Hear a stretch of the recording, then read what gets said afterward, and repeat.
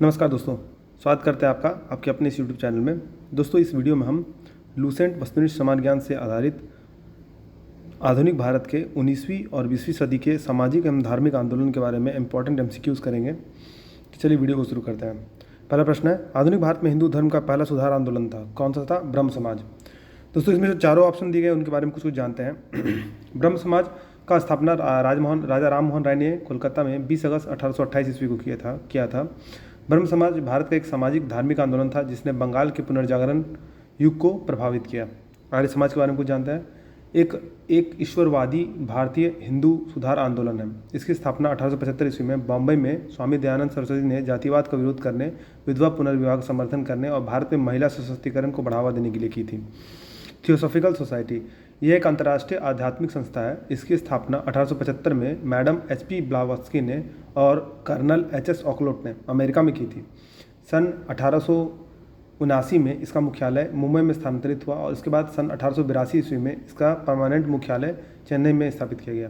Theosophy को ब्रह्म विद्या भी कहा जाता है। भारत में इस आंदोलन की गतिविधियों को व्यापक रूप से फैलाने का श्रेय एनी बेसेंट को दिया जाता है।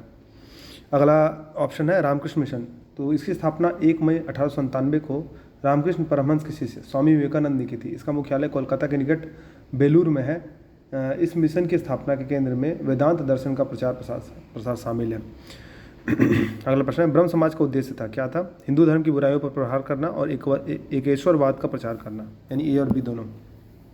ब्रह्म समाज का विरोधी संगठन कौन था जिसका उद्देश्य सती प्रथा के समेत अन्य सुधारों का विरोध करना था? इसका सही आंसर है धर्म सभा। इसके अगले ऑप्शन में दोस्तों तत्वबोधिनी सभा है जिसकी स्थापना देवेंद्रनाथ टैगोर ने की थी।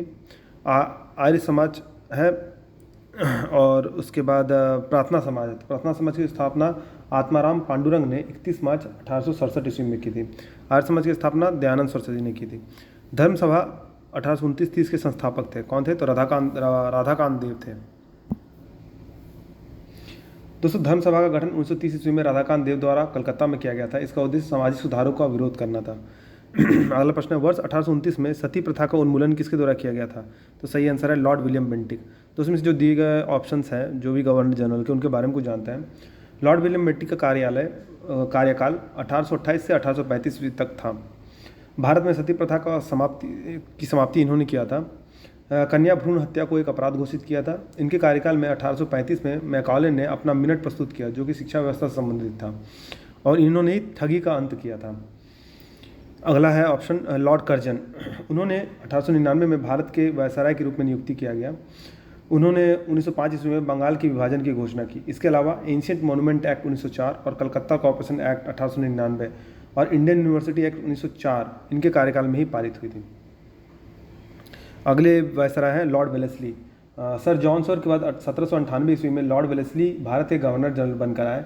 इनको सहायक संधि का जन्मदाता माना जाता है। इसके बाद है लॉर्ड लिटन को 1876 ईस्वी में भारत का गवर्नर जनरल और वायसराय नामित किया गया। 1876 में मानसून की विफलता और लॉर्ड लिटन की खराब नीतियों के कारण महान अकाल हुआ था। 1878 में उन्होंने वर्नाकुलर एक्ट पारित किया और 1877 में दिल्ली दरबार का आयोजन किया। अगला प्रश्न है, स्वामी विवेकानंद का मूल नाम क्या था? तो इसका सही आंसर है नरेंद्र नाथ दत्त। अगला क्वेश्चन है, मुख्यतः किसके प्रयास से सती प्रथा का उन्मूलन हुआ? तो इसका सही आंसर राजा राम मोहन राय। अलीगढ़ में स्थित मोहम्मदन एंग्लो ओरिएंटल कॉलेज को किसने स्थापित किया? तो सर सैयद अहमद खान ने। आर्य समाज किसके विरुद्ध था? तो धार्मिक अनुष्ठान एवं मूर्ति पूजा के विरुद्ध। युवा बंगाल आंदोलन के नेता कौन थे? तो Henry Vivian Derozio. Theosophical society ने भारत में कब और कहाँ अपना मुख्यालय स्थापित किया? तो 1882 ईस्वी में आरडीआर यानी चेन्नई में। किस समय महात्मा गांधी के सहयोगी रह चुके पर उनसे अलग होकर एक आमूल परिवर्तनवादी आंदोलन जिसका नाम आत्मसम्मान आंदोलन था, चलाने वाले कौन थे? तो ईवी रामस्वामी नायकर। अगला प्रश्न है, 19वीं सदी में ज्योतिबा फुले के सत्यशोधक समाज ने क्या प्रयास किया था? तो दम्भी ब्राह्मणों और उनके अवसरवादी धर्म ग्रंथों से नीची जातियों की रक्षा। 1873 में सत्यशोधक समाज की स्थापना की गई इनके द्वारा, तो ज्योतिबा फुले द्वारा। किस धर्म सुधारक की मृत्यु भारत के बाहर हुई? तो राजा राम मोहन की। सत्यार्थ प्रकाश पुस्तक के लेखक कौन है? तो सत्यार्थ प्रकाश पुस्तक के लेखक है दयानंद सरस्वती। इसके अलावा उन्होंने संस्कृत वाक्य प्रबोध, गोकरुणानिधि और आर्यो उद्योग रत्नमाला, व्यवहार आनु जैसे अनेक पुस्तक लिखे थे। अगला प्रश्न है, रामकृष्ण मिशन की स्थापना किसने की? तो विवेकानंद ने की थी। वहाबी आंदोलन का मुख्य केंद्र कौन सा था? तो पटना था। भारत में दास प्रथा कब अवैध घोषित किया गया? तो 1843 ईस्वी में। दोस्तों, भारत में जब दास प्रथा का अंत हुआ तो गवर्नर जनरल थे लॉर्ड एलनबरो। भारत में अंग्रेजी शिक्षा किसके द्वारा लागू की गई थी? तो लॉर्ड विलियम बेंटिक के द्वारा। वेदों में संपूर्ण सच्चाई निहित है कि यह व्याख्या की गई किनके द्वारा? तो स्वामी दयानंद द्वारा। महाराष्ट्र का सुकरात किसे कहा था? तो महादेव गोविंद रानाडे को कहा था। स्वामी विवेकानंद किस स्थान पर हुए धार्मिक सम्मेलन से प्रसिद्ध हुए? तो शिकागो में। दूसरे सम्मेलन 1893 ईस्वी में हुई थी। राजा राम मोहन राय ने अपने असाधारण काम की खातिर भारतीय इतिहास में अपनी पहचान बनाई। उनका मुख्य काम किस दिशा में था? किस दिशा में था? समाज सुधार में। अलीगढ़ मुस्लिम विश्वविद्यालय की स्थापना किसने की? तो सर सैयद अहमद खान ने। किसे आधुनिक भारत का जनक कहते हैं? तो राजा राम मोहन राय को आधुनिक भारत का जनक कहते हैं। दोस्तों, अलीगढ़ मुस्लिम विश्वविद्यालय की जो स्थापना हुई थी 1875 ईस्वी में हुई थी। राजा राम मोहन राय किससे संबंधित नहीं है? तो संस्कृत शिक्षा से संबंधित नहीं है। कन्याकुमारी का रॉक मेमोरियल निम्नलिखित में से किसके लिए समर्पित है? स्वामी विवेकानंद के लिए। राजा राम मोहन राय का जन्म कहाँ हुआ था? तो राधानगर, वर्धमान जिले में। संवाद कौमुदी के पत्र के संपादक थे कौन थे? राजा राम मोहन राय। तो दोस्तों, इसके अलावा उन्होंने मिरातुल अकबर और परसेप्ट्स ऑफ जीसस भी लिखा था। ब्रह्म समाज का प्रारंभिक नाम था, क्या नाम था? ब्रह्म समाज और आत्मीय समाज दोनों। तत्वरंजनी सभा, तत्वबोधिनी सभा एवं तत्वबोधिनी पत्रिका से संबंधित है। देवेंद्रनाथ टैगोर से संबंधित है। दोस्तों, ईश्वरचंद्र विद्यासागर जो है इस ऑप्शन में जो दिया हुआ है का सबसे बड़ा योगदान भारतीय समाज में विधवा पुनर्विवाह है और लड़कियों की शिक्षा की शुरुआत करना था। उनके प्रयासों के कारण ही 1856 ईस्वी में हिंदू विधवा पुनर्विवाह अधिनियम बनाया गया। राजा राममोहन राय से संबंधित निम्नलिखित कथनों पर विचार कीजिए। उन्होंने विधवा पुनर्विवाह का समर्थन किया, उन्होंने सती प्रथा के उन्मूलन का जोरदार समर्थन किया, उन्होंने अंग्रेजी शिक्षा के परिवर्तन का समर्थन किया। तीनों ऑप्शन सही है। स्वामी दयानंद सरस्वती का मूल नाम क्या है? तो उनका मूल नाम है मूल शंकर। भारत में 19वीं सदी का पुनर्जागरण निम्नलिखित में से किस वर्ग तक सीमित था? तो उच्च मध्यम वर्ग तक। प्रार्थना समाज की स्थापना किसके प्रेरणा के फलस्वरूप हुई? तो केशव चंद्र सेन। राजा राममोहन राय के इंग्लैंड जाने के पश्चात किसने ब्रह्म समाज की बागडोर संभाली? तो रामचंद्र विद्यावागीश। राजा राममोहन राय और डेविड हेयर निम्नलिखित में से किसकी स्थापना से जुड़े हुए थे? तो हिंदू कॉलेज के। 1815 में निम्नलिखित में से किसने कलकत्ता में आत्मीय सभा की स्थापना की? तो राजा राममोहन राय। सुमेलित करा दोस्तों, सूची 1 में ब्रह्म समाज से संबंधित संस्थाएं हैं, सूची 2 में संस्थापक है। तो ब्रह्म समाज की स्थापना जो राजा राममोहन राय ने की थी। आदि ब्रह्म समाज की स्थापना देवेंद्रनाथ टैगोर ने की थी। भारतीय ब्रह्म समाज की स्थापना केशव चंद्र सेन ने की थी। और साधारण ब्रह्म समाज की स्थापना 1878 में आनंद मोहन बोस ने की थी। किसके प्रयासों के कारण ब्रह्म समाज की शाखाएं उत्तर प्रदेश, पंजाब और मद्रास में खोली गई? तो केशव चंद्र सेन। किसने महिलाओं के लिए वामा बोधनी पत्रिका निकाली? तो केशव चंद्र सेन। किन मुद्दों पर विवाद होने के चलते 1866 में ब्रह्म समाज का विभाजन हो गया था तथा केशव चंद्र सेन ने भारतीय ब्रह्म समाज या नव विधान की स्थापना रखी? तो सामाजिक सुधार, विशेषता जाति प्रथा संबंधी सुधार और हिंदूवाद एवं ब्रह्मवाद में संबंध दोनों। देवबंद आंदोलन से जुड़े उस विद्वान का नाम बताइए जिन्होंने स्वतंत्रता आंदोलन में महत्वपूर्ण भूमिका निभाई? तो अब्दुल कलाम आज़ाद। शारदा मणि कौन थी? तो रामकृष्ण परमहंस की पत्नी। राजा राममोहन राय द्वारा ब्रह्म समाज की स्थापना की गई, कब की गई? तो 1828 ईस्वी में। कुका आंदोलन को किसने संगठित किया? तो गुरुराम सिंह ने। दयानंद सरस्वती द्वारा स्थापित है, क्या है? आर्य समाज।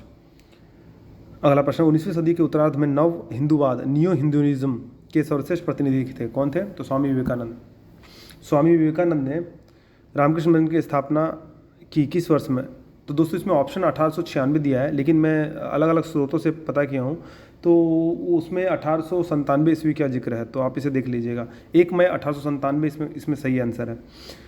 तुहफात उल मुहवुद्दीन के रचनाकार है, कौन है? तो राजा राम मोहन राय है। ऐसा मैंने पहले कहा था, इन संवेद कुमुदी और मिरातुल अकबर और परसेप्ट्स ऑफ जीसस के भी रचनाकार वही है। 1856 निम्नलिखित कानून पारित हुआ, कौन सा कानून पारित हुआ? तो धार्मिक अयोग्यता कानून और हिंदू विवाह पुनर्विवाह कानून। दोस्तों,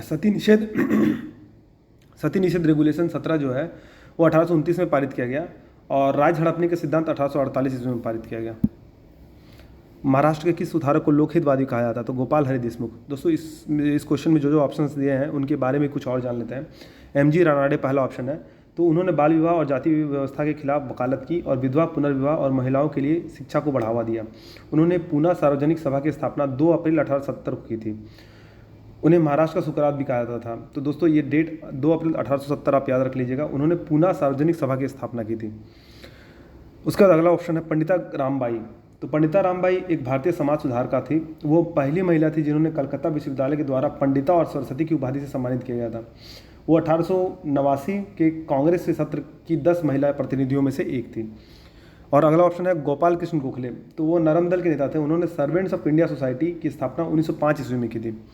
अगला प्रश्न है 19वीं सदी में धर्म एवं समाज सुधार आंदोलन की जनसंख्या के किस वर्ग को मुख्यतः आकर्षित किया है? तो बुद्धिजीवी और नगरीय उच्च जाति।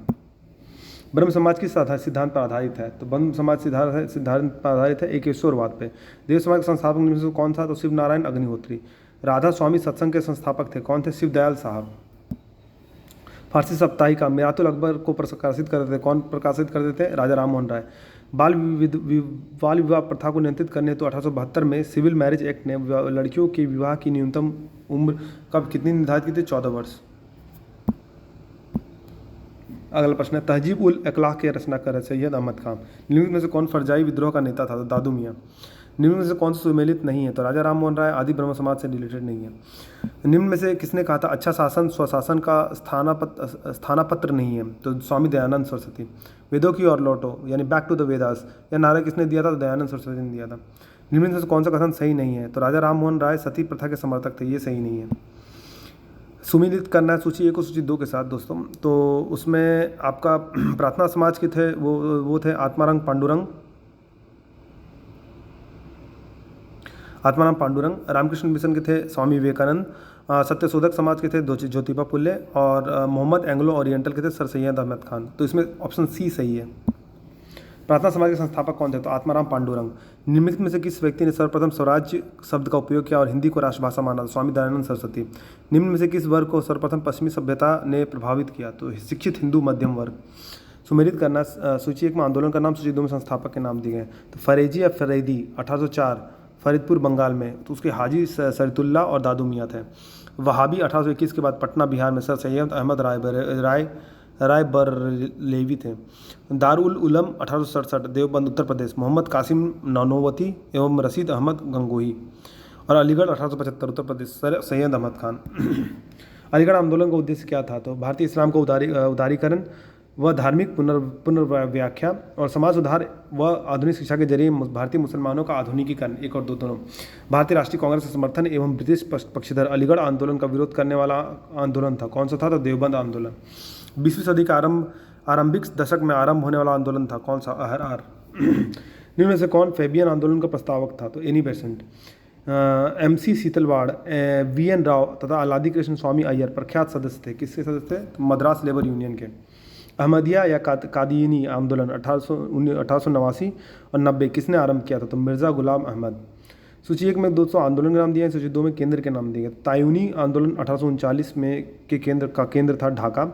दारुल उलूम 1867 का था देवबंद। अहमदिया 1889-90 का था फरीदकोट। और नदवा उल उलेमा 1894-95 का था लखनऊ। कुका नामधारी आंदोलन के नेता थे, कौन थे? तो तीनों थे, भगवत जवाहरमल, भाई बालक सिंह और बाबा राम सिंह कुका।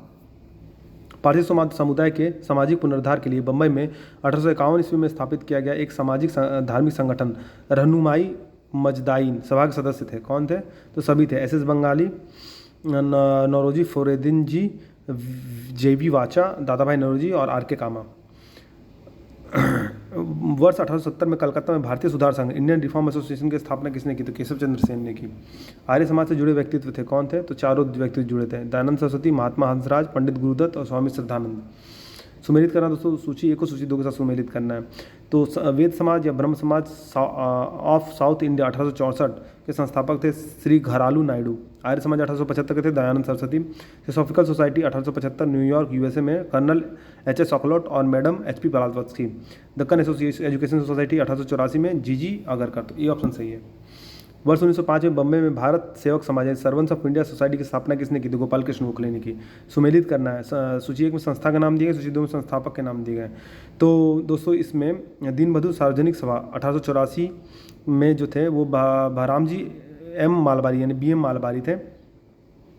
सेवा